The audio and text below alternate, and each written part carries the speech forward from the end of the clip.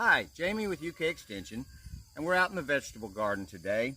And actually, it's not too terrible a situation for August. I have allowed my garden to get far worse in August, and don't act like you don't do it too. It's fun to garden in the spring when the temperatures are nice, and then when the weeds and the bugs and the problems start rolling in, it's very easy to walk away in August, and I'm guilty of a little bit of that.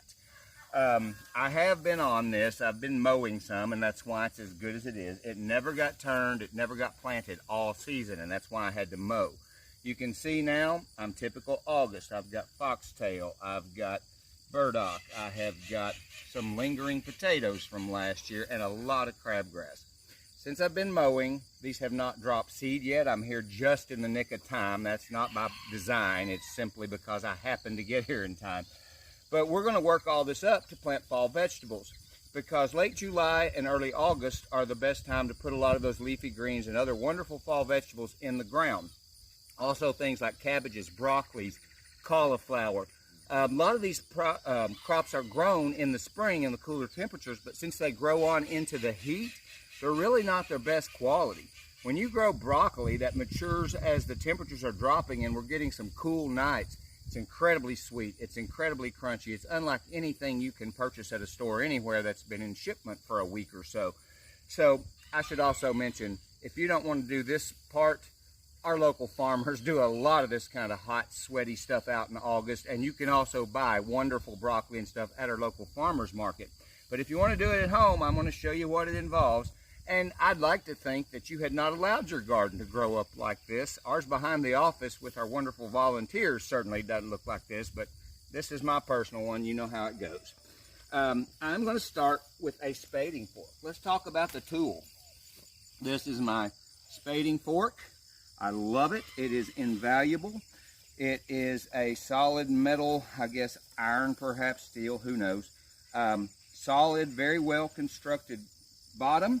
It has a fiberglass handle that has served me well for a number of years. Ignore the duct tape because I lost the little rivets, but I love this tool so much I've duct taped it up and off I'm going. But this is my spading fork. I use it more than anything. I love the fact that I'm finally 15 years in and starting to get some benefit from all the organic matter I've been adding over the years. And now it's a little easier to dig this soil. So I am literally going to lift all this out here and clean this up, trying to flip the soil as little as possible, trying to disturb the soil as little as possible, but there's no way I'm cleaning this up without doing some kind of destructive soil stuff, but I'm not going to work it to a crumble. I am going to keep them in fairly sizable crumbs so I don't destroy my soil structure. Let's come back when I've done all this mess. Okay, we are just finishing up that. Yes, folks, gardening is seriously a lot of hard work, but the rewards are very much worth it. You will never taste food better than what comes out of your own garden that you have grown right up to the last minute yourself, that gets to ripen on the vine. So, we're here in the mid-late summer window, which is time to plant the fall garden. Usually kind of late July, and if we'd been a little earlier, we could have done another crop of cucumbers and beans and a lot of those other short season crops. Now we're just going to focus primarily on the fall greens, which are some of the latest things you can plant. I don't have my broccoli transplants and cabbages and things that would have gone in a little earlier, but today we're planting some kale and lettuce seeds, which are one of the later things you can do in the garden. So here's a nifty little thing I use. Just an old antique crosscut saw. You don't have to have anything like this at home, but I like to work in the direction of my beds so erosion doesn't work in my grooves. And I'm just opening a furrow. A furrow is simply a groove in the soil you're going to plant seeds into. And I like this because I can just saw it back and forth, get a very straight line. You can also just use a plank or a board, or you can just, you can also simply do this. You don't have to get so carried away and OCD as I am. But let me open up just a couple furrows here. This is a 4-foot wide bed. I can probably put 4 rows of some of the smaller plants or about 3 rows of some of the larger ones. I know I'm going to grow a really big kale, so I'm going to put this one much further spaced. And I'm going to go with 3. But 2 are actually much closer together because this will be lettuce and some of the more traditional smaller kales.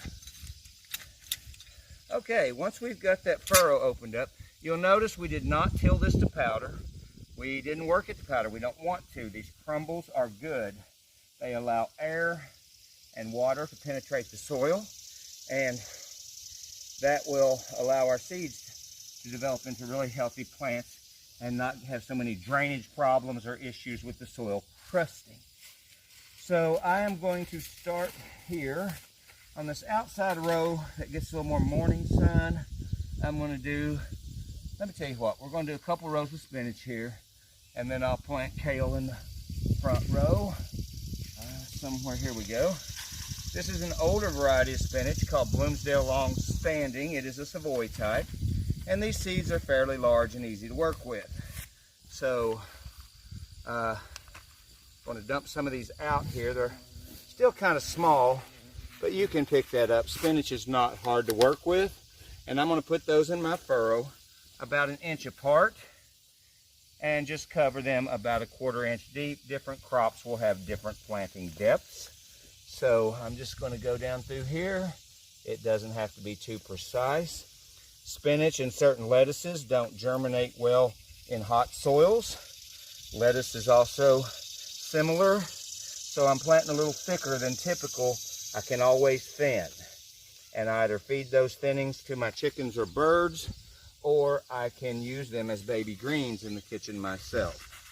So spinach will grow very quickly with lots of moisture, and it just gets better and better as we get into the cooler part of fall.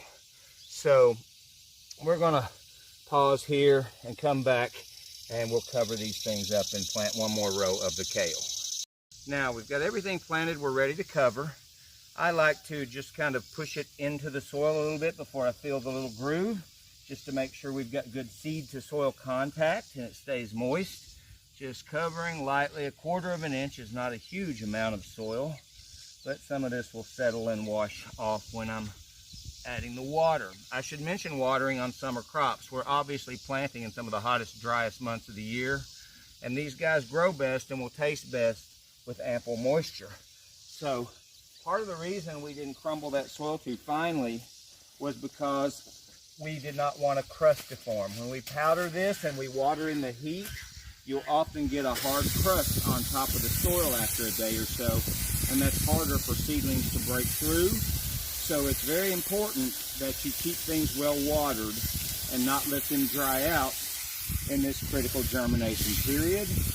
You can just wait for the rain to do this for you, but I'm a little behind the 8 ball, so I'm trying to speed things up as much as I can.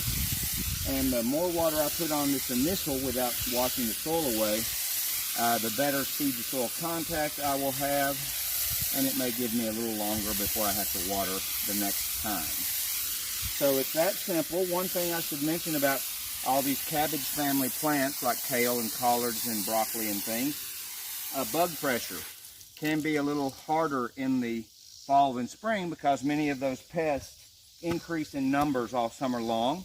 So one of the very effective organic controls for those green cabbage caterpillars and things that get in your broccoli is actually BT, which is short for Bacillus thuringiensis. It is a naturally occurring soil bacteria that will get rid of those pests for you in a natural way. It only harms caterpillars. Don't get it on your butterfly or pollinator garden.